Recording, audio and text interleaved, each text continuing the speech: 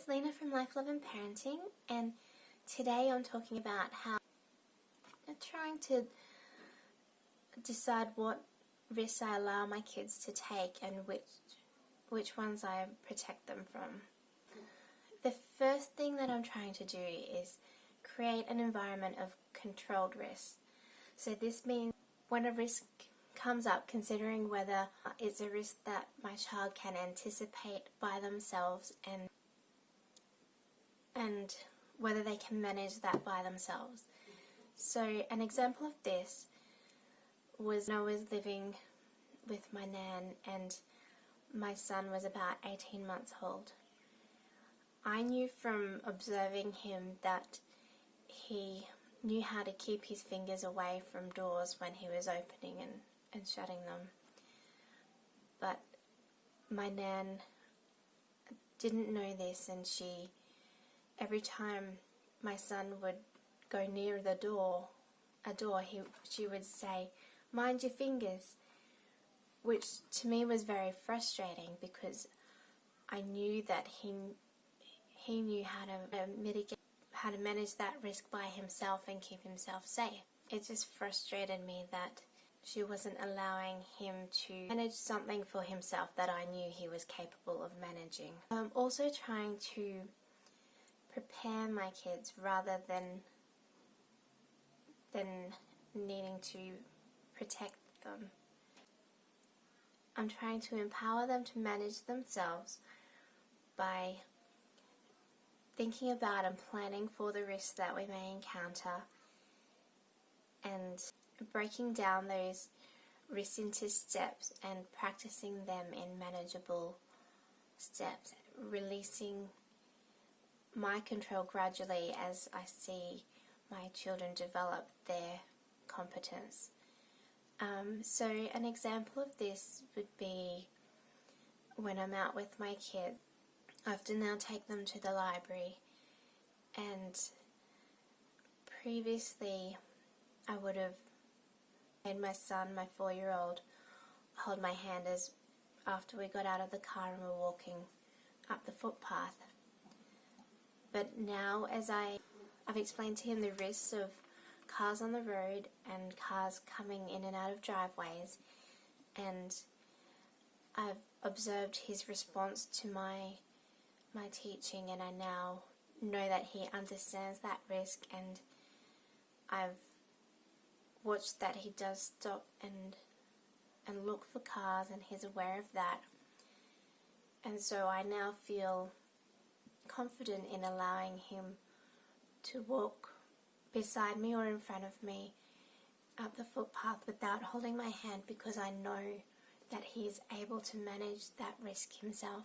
Of course, I'm still nearby to ensure that if there is a risk that he hasn't anticipated, I'm there to step in and protect him if I need to. But yeah, it's about giving him those opportunities to be autonomous and independent and manage himself. It's also about just assessing the level of risk involved. Obviously, if it could result in serious harm or death, then obviously I'll step in and protect my child. But if there's not a high level of risk and it's something that could actually benefit my child by providing them with the opportunity to learn a new skill or just further develop their autonomy, then I see it as my role as parent to step back and allow them to take that opportunity to learn and to develop their competence. Yeah, so it becomes a matter of mitigating the risks in ways that are proportional to the risk involved. And it's also important to maintain the feeling of risk for your child. That's important to their development. They need to experience those feelings of fear and excitement and thrill so that they know how They know how to manage those feelings. And the more opportunities we give them to experience and do things by themselves, the more they'll develop their autonomy and competence. I think another thing that we as parents tend to do a lot is to say, be careful. And I think that this can actually teach them to be fearful more than it does to be careful, because it is kind of like telling them that there's dangers all around them. So a phrase that I've discovered that I will be trying to use instead of be careful is pay attention. So by telling them to pay attention, I'm encouraging them to be more aware of themselves and their body, but also more aware of their surroundings and what's happening around them. And that encourages them to manage those risks by themselves. I think it's also important to treat them as little apprentices. Allow them to observe you in doing your day-to-day tasks and your hobbies. They can learn from you. Allow them to watch you do your chores, and if possible, allow them to help you or to engage in a similar activity beside you. I had an occurrence the other week with my daughter, and we baked some crackers, and he had been up on a stool helping me, and my daughter Kaya had been standing up on a chair at the bench helping. And once the crackers were cooked, and some of them had cooled down, I got some cheese out and cut it up and gave them some cheese and crackers.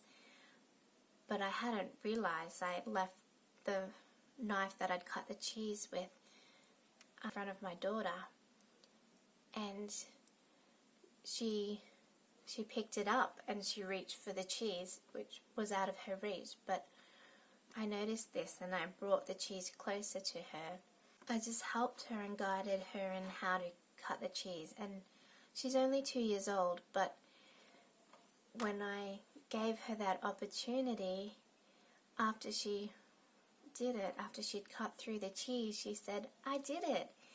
And I really enjoyed seeing her have that sense of accomplishment. I know a lot of parents wouldn't allow their 2-year-old to handle a knife like that, but I think as long as you do it in a way that you're supervising and controlling them, and I was watching how she was holding the knife and ensuring that her fingers didn't get in the way, or she wasn't doing it in an unsafe manner. And I just think that it's worthwhile to give our children those opportunities to try things and develop their skills. I think allowing them to watch us, our day-to-day tasks, also gives them the opportunity to see what responsibilities that we have outside of looking after them, and gives them more of an appreciation for us, and allows them to better understand that our world doesn't revolve around them. Engaging in hobbies and allowing our children to see that also prevents us as parents from developing codependence on our children, because it allows us to engage in something else that gives us fulfillment. And so it gives us something that when our children grow up and don't need us anymore, we'll then have something else that we can turn to for that sense of fulfillment. I also try not to intervene when my children are disagreeing with each other. I try to give them the opportunity to work it out by themselves and develop those skills to negotiate and compromise by themselves. It's important that they're able to do that without you needing to be present. So I challenge you to just next time your children are involved in a disagreement, just to step back and see how they handle it. See if they are able to resolve it by themselves. Give them that opportunity. I try to allow my children to do things by themselves. I try to just be an observer and allow them to ask me for help when they feel like they need it, and give them the opportunity to fail.